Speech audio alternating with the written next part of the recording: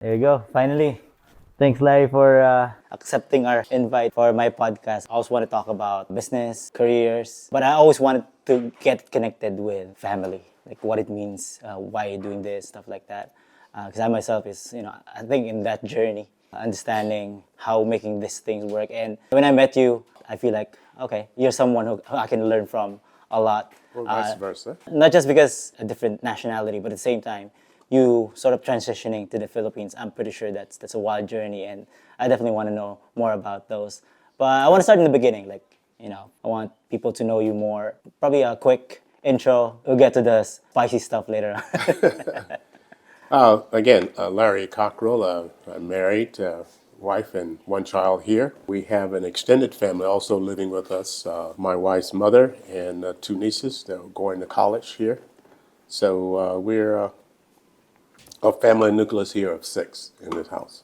I'm retired aerospace worker for 40 years, Wow. long time, and we had our mind and heart set on the Philippines about 4 years ago, and thinking that when I retire, we're going to move to the Philippines. And a lot of our relatives and friends thought, well, they just go there and visit, but they'll be back. I packed up everything, sold everything, and I'm coming here to stay. And so far it's been great. It's been Love to hear great. that. Yeah, it's been great. What was your first sort of, you get your eye on, not just really with marriage, obviously, a relationship, but even before that, like, do you know Filipinos, work with Filipinos before? Filipinos are all over the world, by Yeah. the way. So, living in Florida, in Orlando with Disney, a lot of Filipinos work at Disney All right. and the Universal Studios. So, Orlando was just a mecca of foreigners, but mostly Filipinos. So it was coming here is like home away from home, except the language. I have not picked up the language. And the locals here have made it rather difficult for me because they all want to speak English. So they don't force me to speak Tagalog. So I take my time. And Something learn. unique in the Philippines, right? Like most countries, like Japan, Korea, China, you will be forced to like They want you to speak their language. speak the language. We already grow accustomed to it. I mean, that's part of the culture. And at the same time, it's been an advantage because Yes. we get all these kind of jobs Yeah. because of that. We're OFWs, yeah. OFWs all around the world, and so the common language in their Dubai or whatever is English. Yeah. So it's an advantage. In most cases, like we Filipinos are, it's not just respect, but it's more of like we see them as like superior. How do you find that? The only thing that I've noticed of any significance, walking on the street or whether Filipinos are not the first to say hello. Yeah, without, yeah. We're And, shy. and I don't know why, but I'm forcing people to say hello because I speak to everyone. I think that's when my first encounter with you. Like I'm used to it already because I work with a lot of foreigners. But we're very friendly. It's just that Very, that's something that we don't do most often. Very, very friendly, very, very open. The doors are always open kind of attitude with most Filipinos. Come in, sit down, want something to eat. So very friendly, but in that regard. But passing, Yeah. very few like to give eye contact, and I go, hello, hello, how are you? As they get to know me, they feel, oh, I got to say hello to him again. So that's the only thing that I've noticed of any significance is that the initial approach is not necessarily standoffish, but it's like I'm not sure. Yeah. It's a combination of not sure what to say, but yeah, it's something that I think evolving and we're learning as we get more exposure about different nationalities and culture. And I think that's what it is, exposure. Yeah, there you go. Yeah. Yeah, speaking of exposure, I want to shift a little bit onto your like business. Have you done any business in the Philippines? No, I did not come here with the idea of starting a business or doing a business. I came here to enjoy the people, the culture, sightsee, relax, have fun. Checking into different businesses is that my advice to foreigners, don't come to the Philippines wanting to start a business. The competition is stiff from the locals. It is, Labor yeah. is cheap. So China if you- and Korea. yeah. I mean, you're competing against the big two. Yeah. So, but a lot of them come in and want to do it. Sorry. So I said, that's not for me. 7 days a week, 20 hours a day now. And that's not really to make a living. So I came here to just enjoy life, enjoy my family, get my daughter through college and go from there. Speaking of sightseeing, what's the places that you can like remember? Okay, this is something. Recently, we went to Bicol. All right. My And wife's that's our hometown. hometown. Yeah. Enjoyed that immensely. Very nice facility there up in the mountains. It's really nice. You check out my own volcano. Yes, All right. yes. And did the motorcycle riding. Ah, okay. There's a lot of things to do there. And Yeah. unfortunately, it rained a little bit, so it kind of put a damper on some of our sightseeing, but it was great. I mean, that's one thing we're really proud of in the Philippines, right? Aside from the people, there's actually natural resources that we are preserving intentionally for tourism. So that brings tourism at the same time business to locals. Yeah. Even that, I think, is still underutilized. I've seen a lot of places because we stayed there for almost a year. Most tourists just see like the popular ones, but there are places where much. it's not even a tourist spot, and you go there and like you don't have to pay anything. Yeah. And sometimes you just have to pay like a boat, like to get to the island. Those things, like we can all enjoy it, whether it's local or foreigners. It's more affordable, looks better. I actually have a couple of videos that we went to when we were in Bicol. Once you go back to Bicol, we'll recommend some of those places. I've had three or four U.S. friends have come and visit and stay with us for a while. And the first place I take them is to this mountain right behind. All right, yeah, it's I good example, right? Yeah, exactly. I mean, Right. take them hiking up there and they're overlooking the valley. They're just so impressed about the nature, the beauty of everything, And the locals say, "Oh, that's nothing to see up there." But For them, it's nothing. but hiking is great. The scenery is great, and meeting the local farmers as you climb the elevation is unique. I grew up in a place like that, even bigger. It's in Mount Banahaw. We grew up as farmers as well. And when I was a kid, I didn't appreciate that. Like, this is normal to us. Like, we're going to the mountain. I was surprised, like, why do people do hiking? It's a leisure activity. For us, it was like, that's our norm. We go to the mountain, we work there. Every day we see that. But as you grow older, you realize, okay, it's peace. It's nature. You obviously have a beautiful house. What's your approach? What's your mentality buying houses and spending on houses? Well, so far I think we've acquired a few properties, and it's not for the rental aspect of it. Initially, just to acquire. Yeah. And then our plan is to eventually start refurbishing and renting them out. But that's my plan. Is long term, acquire as many as we can while I can, and then refurb later and then rent out. And then eventually, our kids.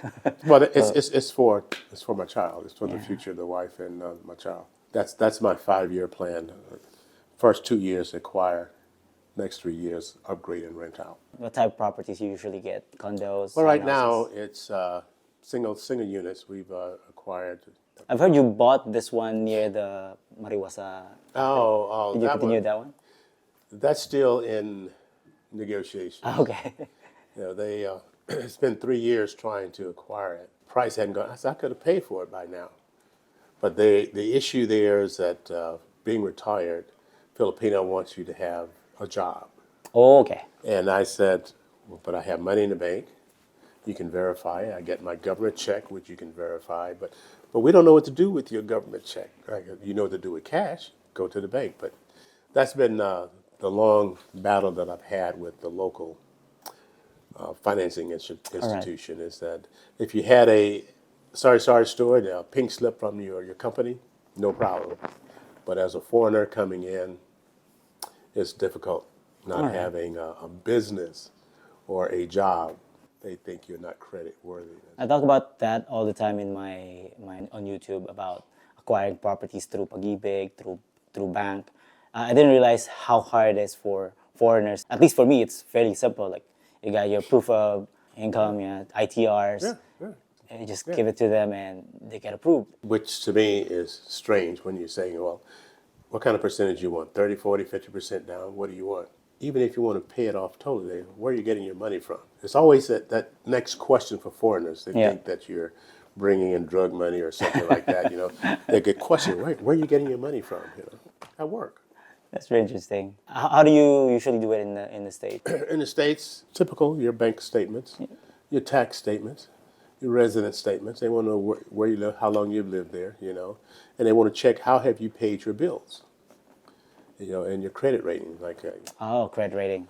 That's, and I think is what we don't have here. They look at your credit rating, and if you're 800, which I am, They know. So here, the financial institutions just don't have that rigor Yeah. in reviewing, if you will, documents. I think. We've acquired almost 8 properties already, and that's the part where it feels like it's easier as a Filipino. So that's just one little hiccup, but it hasn't stopped us from acquiring Yeah. properties. There are ways to get around that. Like a big portion of Filipinos don't have bank accounts. Even more so, credit cards. Yeah. So I'm assuming that's how you build your credit rating. There's several elements that go into it, whether you're buying or renting your home. How have you paid for your cars? Okay. Have you paid on time? And your other obligations. How have you paid your credit cards? Credit cards, All yeah. that goes into this big machine, and out pops a number. You know, have you paid them off monthly, or do you go over time? And All right. that goes in. It's very interesting. Yeah. Because we don't have that system, and you probably have noticed that already here. Us now, we're trying to acquire properties because we know the value, not just now, but in the future. future, But we also want to build that sort of financial credibility. You got your credit rating. If we don't have that here. The power to borrow money. Yeah, when you can walk into a banking institution and show all of the properties that you own or are acquiring, that speaks volume. So they know that you're not someone that's going to be here today and gone tomorrow because you have Yeah. all these properties. And so that's where we just come from this morning, trying to get another piece Okay. of property. So I had an experience where we bought something. We're actually paying for it already, and it's supposed to be on like a bank loan. That whole process was like super inconvenient. Even requesting for checks and then not accept digital payments. I like the property. I just didn't like the process. the process. Yeah, and I think it's tedious. I think it's super inconvenient because I have to go to their place, set up just us, like wire transferring everything. Are you still surprised at those kind of things? I mean, Not necessarily surprised, but I'm just considerate of where I am. Not necessarily a third world, but a progressive world trying to move Yeah. up the ladder. So, like you say, coming from a manual process to a digital process, it's going to take time. We just got the title on one other property over in Tanawan, and it took us a week for taxes, for this, just different places where in the States, when you go to closing, the attorneys will have everybody there at the table and all the documents signed and ready to go. And once you sign and give them a check, that's it. Versus the different places you have to get everybody signed off. It's time consuming here. it is time consuming, and to a point where I just want to do it. Yeah. You got to have lots of patience to go for a title. You have to have lots of patience to pay something off. We try new stuff here in the Philippines that some of the most common ones like the ballots, the food that you probably won't see in the U.S. Of course, my wife has the attitude in terms of her cooking and eating. She would say, dinner is served. And if I say I don't like it, it's fine, you don't eat. So I've learned over the years is that whatever she fixed, I'll eat. Yeah, I've tried to. I hadn't done the balut. Haven't tried. Haven't tried that. But everything else, I'm adventurous. I don't consider myself adventurous, to be honest. Like my wife is. She don't cook though, so I don't have that. I try to explore the world as well with my wife, and I'm that type of person. Like I'm hesitant to try things. I do with career and business, but with like hesitant to try new food. Even here, like the local delicacies. But eventually, like you don't know what it's like until You try it. you try it. And I don't go by the look because some of the dishes that I go, oh, doesn't look that good, but then you taste it, oh, it's really good. So I'll try, I'll taste, pretty much everything. I want to get an opportunity to bring you to some of these places and make you try it. Some of Okay, them. okay, yeah. I'm not, I'll try just about anything. Of course, now that's from my military experience. Yeah. And traveling around the world and 2 or 3 times around. You when you're in Rome, you do as the Romans do. And so I just try just about everything. Yeah, about that. Any significant country that sticks to your But ones I like the most or both? and what? I think from a military aspect, I probably would say Vietnam. I would say because I went over there years ago as a military guy with one attitude and came out with a totally different mindset. One, removing myself from a military uniform to a civilian, learning about the culture and the people. It's just so much that when you're in uniform, you miss because you're there to do a job and you're out. And people have a different attitude with people in uniform as well. That's right. And so I think going back there after several years and seeing the country, I had a chance to smell the roses versus chop down the roses. I had a chance to smell the roses, enjoy the people, enjoy the foods and the culture. You know. I work at a job where we're always civilians. I don't have uniforms. People don't even know what I do. So yeah, I can imagine what it's like to be like treated differently just because you're wearing something else. I mean, sometimes I do. Like if I wear suits, like people respect you and talk to you differently. Yeah. And then if you're on this street clothes, then you're just a dude. Yeah, it's quite a bit a unique experience. And then you go to places like Dubai and Abu Dhabi and Fujairah and those kind of places where they are really catering to tourism and Yeah. they're trying to say, oil is going to run out. What we're going to do when the oil runs out, they're going to pander to tourism. Yeah. So that's a unique experience. I would recommend that everyone go to Dubai and Abu Dhabi and those places right now. It's beautiful. Yeah. You know, just think back in 1969, no freestanding building at always, just huts, Bedouin huts. And then less than 40 years, they're Look at them now. yeah, I mean, It's on the bucket list. My sister-in-law is there, and they're saying it can give you a discount. Okay, let's give it a try. I had that change of perspective. I don't travel when I was younger, and now I'm married and have kids. Suddenly, through the influence of my wife as well, like okay, let's try and travel the world. Like let's try and work hard so we can. I'm not fully bought into the idea yet, but I definitely get the reason why. And it's about experience, right? Like you saying this, I think that makes me lean more on that side of things where, yeah, I probably would have to try and experience that. it makes you appreciate home as well. Oh. When you travel different places and see how other people live and work, and you go, okay,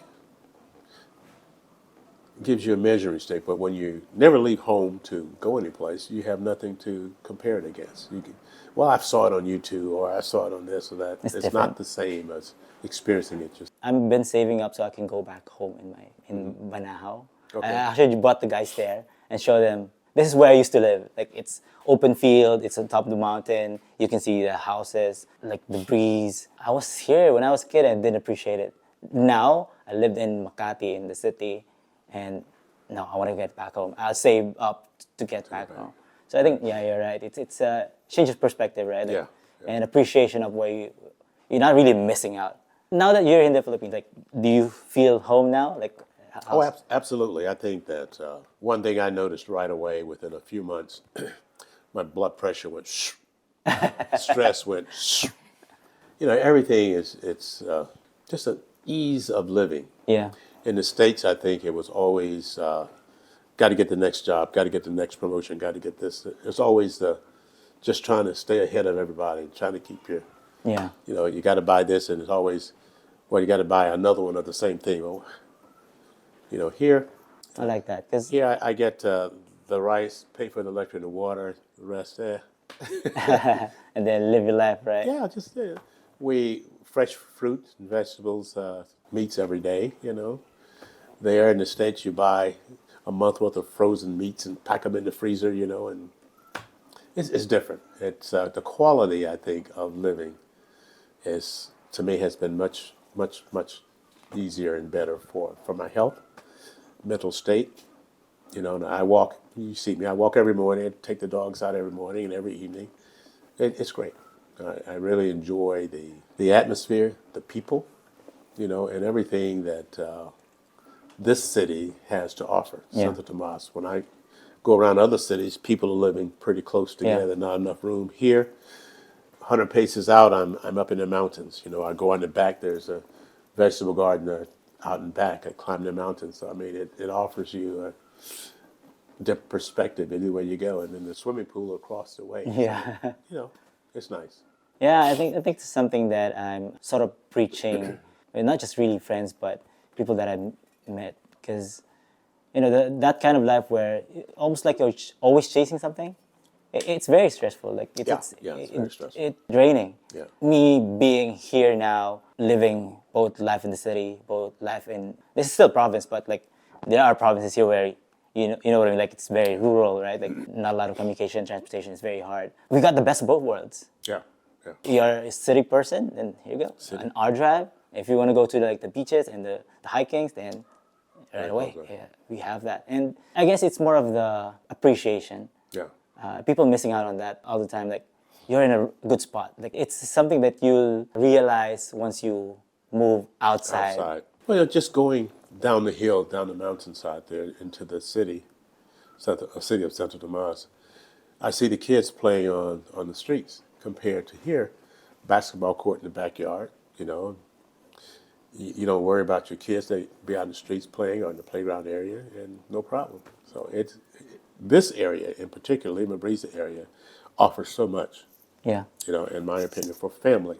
I had that 1 year in Pasig where I brought my eldest daughter. I definitely told her not to go outside of the house. Like, See, not go in the street. Like here, even in the neighbors, they can go there. yeah, But that's something that you know, all these work that you do, right, and the learning that you have as we grow older and mature, right, like you realize what's important to you. Sometimes it's fancy house, fancy car, money. So that's all important. But at the same time, it's like what you said, going back home, right? Like where you feel at home. Yeah. That's how I define if I be successful, if I be able to do that, not just for my family, but ultimately for yourself, right? Like where do you feel home? Because life's short. You never know. If you just keep on grinding, chasing whatever that you're trying to chase, don't even know where you're going, then it will be a miserable life. And as early as now, that's where my mindset is. Where do I feel home? Yeah. And I work really, really hard to get that. I find the church, the community center, walking up and down the streets, you know, they just don't say hi now. They know me by name. They know my daughter. She can walk all the way down to the end of the street and everybody say, hi, Yana, hi, Yana. So, I mean, it's like night and day. Once they break past the initial shyness, Yeah. it's family. It's open up, right? Yeah, it's family. And that's how I see a lot of the friends and relationships that we've established, not just neighbors, but we are one big family. This Yeah, the community, community. this family. It's community family. And that's actually the reason why I myself, you know, I see you doing that right now as well. Like trying to do things that can help improve the community because it's a big family. If you're family, then sometimes you do stuff where you might not even benefit directly, but you're helping the extended family, right? Everybody is looking out for one another, you know. And I think given that this opportunity where we're capable, not really just financially, but at least the mindset, right? Mindset. It's a Spider-Man coat, but you have the power, so you do it. It's a responsibility, and I'm kind of taking that mantle a little bit because I feel like, well, if no one else can do this, then let's try and do something about it. Because at the end of the day, benefits you, benefits us. I definitely, for sure, will benefit the kids because they're the ones who's gonna take over eventually. You're not alone. You're part of the big extended family, and whatever you can do to improve it, please try and do so. And like I said, I do that through the community, through the church here. And as you and I have gone through some of the community meetings, it's all about how we can improve the community. I think part of that's what I'm trying to do here online. But if you can touch like 100 people, that's good enough for me. And really make that impact. Those 100 would touch 3 people each. You know, it just has that pyramid multiplying effect, you know. So, but I think it's all start with you, right? Like you being capable, like you're looking out after yourself, you're healthy, you make decent amount of money because at the end of the day, it still helps. But at the same time, how you interact with people. And I like what you're trying to do, even though you probably would understand we're still shy, but I think this is one way for me to change that because I grew up very, very shy. Surprised even with myself, like, okay, I can do this now. I can talk to people. And it's a change for the better. And I want to be a good example, not just for fellow Filipinos, but ultimately to my kids. Like, no, you can't be shy. Like, I had a talk one time in school, in my high school, and that probably is one of the key messages that I told them. Like, you want to be successful? You can't be shy. Get over that shyness. Because trust me, from my experience, I've missed so many potentially good opportunities because of that shyness. And it's all in your head. Like, I went to a little fashion show with the kids modeling this past weekend at the Walter Mart over in I think this the Rampa Republic. yeah, and I see little young girls, 5, 7 years old, walking down the ramp and 400 or 500 people applauding. Yeah. And how they've overcome that shyness. And I think now, just think 5, 10 years from now, how they are going to benefit from Yeah. this exposure, of people, not just being shy, but being able to get out and perform that what they've been trained to do. And so, get over the shyness. You plan on bringing your daughter to some of these? Well, she went with us, and I want her to take ballet, dance, Yeah. the culture, but the arts are not that. In the Santa Tomas, Santa Rosa, all this areas here, having to find a little dance academy, or I think I have to go to Manila to find that. They're trying. My daughter, two of them, is in voice lesson. I mean, it's not the biggest exposure yet, but at the very least, that sort of exposure that get over that shyness. Yeah. Well, just finding the facilities where you can put your child into. We were at the Learners Mall, and they had a taekwondo class. You do it in SM now. At SM. So that's now I said we'll put her into that. Because you can't find the local schools, and I thought, well, maybe it's because of the pandemic. May have closed a lot of the shops. Yeah. But from what I understand, they just never had them. I think we're in a right spot because this city, I mean, you can call it city now, even though just a couple of years, is in that rapid growth. And I think that's what I like about being involved in the community. You sort of hear all these and being exposed to this progress, like how many subdivisions we have here, villages, to now putting shopping malls and a couple of big hospitals and shopping centers and a condo. So, it's going to be there, and eventually those kind of facilities, it's possible. It's something that if there's a need, then definitely someone will be able to provide that. Well, hopefully, the planners of the community would do a better job of planning for infrastructure. Still a challenge. Yeah, in the States, they lay out on a board, and because we're going to have sewer lines, power lines, roads, and they build that infrastructure first before they start building the buildings. Yeah. Here, it's these narrow roads and big trucks because they're expanding. I'm wondering how, when Phase 3 and Phase 4 gets done, how can San Antonio handle the traffic? I don't think so. And the fathers of the community are not doing the roads, the offshoot roads that you're going to need. And I've had a couple conversations already. I said, you guys got to do something about roads. With the new expressway coming through here, they're not going to have on and off ramps. They can't do widening because of the houses. Very hard for them. Right. So, but then, like Mariwasa and some of these other roads, just move the plants or cut through the plants and put other roads. There's other ways on the side. But you got to start now. The planning commission needs to think ahead versus reacting to a situation. Yeah. I'm not sure how we can get that message across, but we're definitely going to need to try and do so. Well, just the other morning, one of the big 18-wheelers or 22-wheeler Yeah, I saw that. coming up the little narrow road and fell off and had that San Antonio was just cut off. Imagine my car is like a very small Toyota, and You having problems I'm scared, like I might fall. And imagine that. in the truck. Gigantic. I'm going, why are they even allowing trucks and buses? There you go. Yeah. Why are you coming into a community where the kids are playing in front like that? And they allow them to come up here and park. And I go, that is so dangerous. But again, there's the road protection, the police. They're not managing the streets. They're not managing the streets. Came across these big trucks with like hundreds of motorcycles. Like I'm scared of my life. Like Fall over on you. Yeah. their houses beside them. I'm relieved that it didn't like fall over because it could have. It could have easily. Like there's fall like over. 4 or 5 houses there right away. But again, you take our community here, we're immune to all that. Once you get off of San Antonio onto Lima Breeze, I appreciate that, and I know people still complain about things, but that's one thing I've learned to not do anymore because complaint doesn't solve anything. But sending the right message to the right people, I think that's exactly that's the thing. Yeah.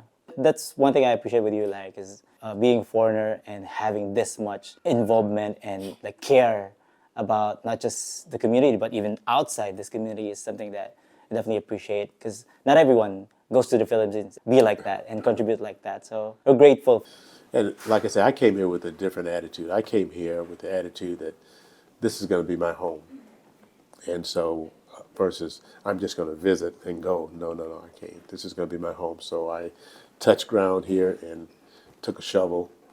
I'm happy that you being, from another country and seeing that this feels like home. I feel relieved that I did chose this area as my home because we've been here for 8 years now. Two of my kids was born here. Born here. Is this the right choice? Because when we did, like, it was a question for both me and my wife. Like, this is the middle of nowhere. Are we sure? When we started, like, the wind's blowing. Like, there's no houses yet. Like, it's very scary. Like, Yeah, we get the first. you get the first. We get the first breeze that comes through the canyon before it goes on the rest of the community. It hits our wall. Matter of fact, it has peeled off paint on the side of the house. I got to repaint. But the wind is strong. The wind is strong here. After all of those, right? Obviously, any community would have its own challenges.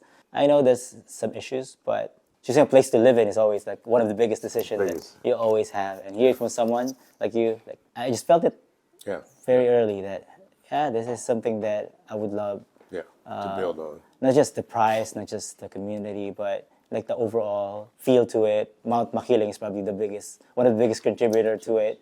Eventually, you get to learn to love the people. Yeah, yeah.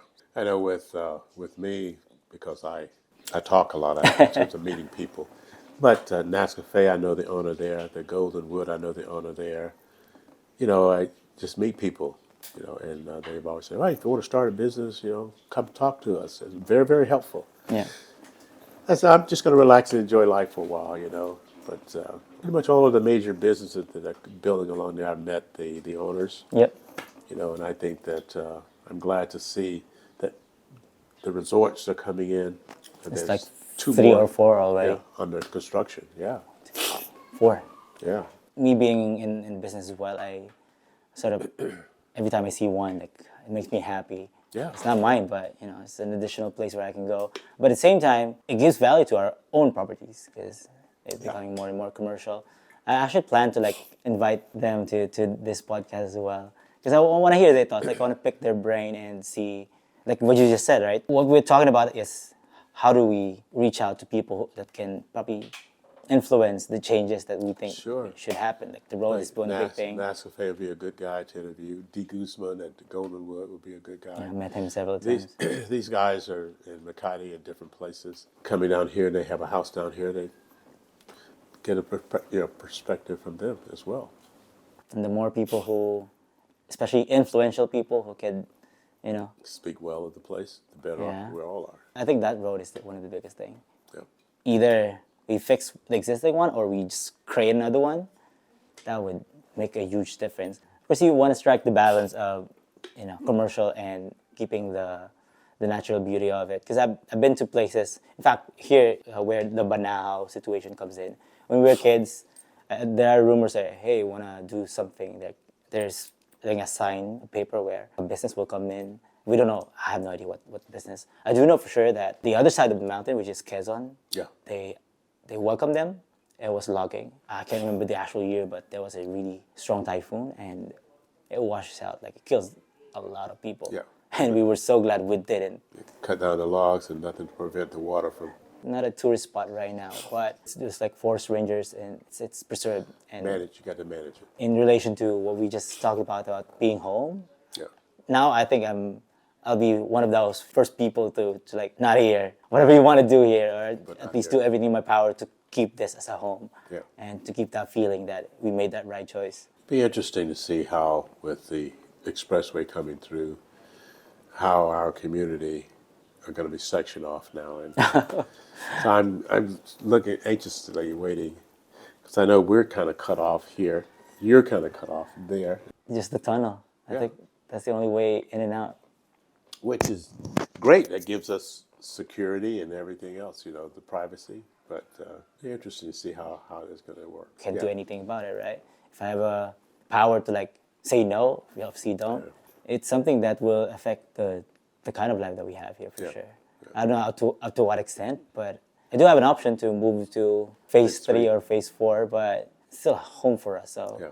it's not something I'm looking forward to. At the same time, I have cousins and sisters and brothers here, so So you're buying and putting relatives in there, renting already. Ching, ching, ching. That's one way of doing it. Yeah. we'll see. Because I think at the core of building a community is that if you can rally people towards a common good goal, Yeah. I've been trying to do. That's why I ran for like homeowners association president, even though like I don't like politics. If this is the way of how I could contribute, then I'll try and do so, even though I have a very busy schedule. Because like you, like I'm still trying to build to that point where okay, I just want to live my life and just be happy. Because I think I'm not there yet. Still a long way to go, and I want to leave my kids to like a good head start. Not necessarily rich, but comfortable. Yeah. That's one thing I also have picked up from you when I asked your workers here about the training. You not only have your immediate family, but you have your extended family that you're investing in their future as well. So kudos to you Thank you. Appreciate that. for sponsoring other kids and wanting them to have, more importantly, a foresight to see the future. It's not about the peso now, Yeah. but it's about what you're going to do in the future and how you're working to plan to accomplish those goals. At least I'm trying to do my best to be a good role model, and And you're doing a good job. thank You're you. doing a good job. And I appreciate this because I mean it's not every day we get to like pick someone's brain like yours, And with, like with, yours. with this much experience and wisdom. Yeah. I talk to a lot of business owners every day, but they're trying to sell me something every time, and it's completely different. Also, at the same time, like we're in the same community, and Yeah. I think have that same sort of mindset to whatever we can do to make this home better. And it's all about also looking out for the young kids, the teenagers mainly, because I look in the community, it's not much as a community that we offer the young girls and the young boys except basketball. There's no community center that's specialized in helping the youth to develop and see a future. So, I mean, that to me is a hole in our community.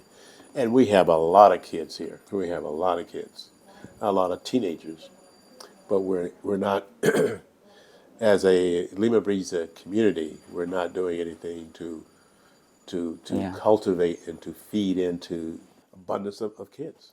I mean, sports is one thing, right? But that's just one of the many, many things that we can definitely do. I'm a big advocate of learning. I like these guys. I do. I'm very, very confident that when they started with me, like the amount of learning that they already have. But at the same time, yeah, it's not like 4 or 5 kids will make the difference right away. I mean, if you can do that like to a whole extended family, then I thought about that, but I haven't really like know how to execute that. But yeah, it's something that definitely should be done. Yeah. I have 4 that would actually benefit with that right away. So Well, we have these. We have this community supposedly center here that's not being used. I'm going. There's so much that we could do if we could get the HOA to sponsor community activities for the young adults. I offered one time a year ago, 2 years ago, a year ago, this time last year, put on a teen party for 13 and just teens.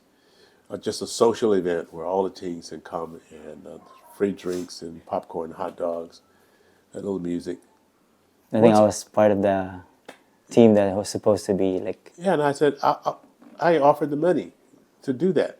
didn't happen. Yeah. Well, the leaders couldn't see beyond why is he doing it. I said, don't put my name on it. I'm going to give you the money, HOA. You sponsor it. You have it done. But do something for the kids. Probably the last question, Larry, so we can wrap this up, right? Interested to know what your plans in the future. How do you like see yourself the next coming 5-10 years, not just in the community, with the family, and with the hopefully with a new set of friends that you're meeting as a new part of your family. Given that considerable thought, and my 5 or 10 year plan is that I don't want to lose my ground here. Yeah. You know, I don't want to become this big whatever. I want to maintain what we have here and the feeling that I have of home. Yeah.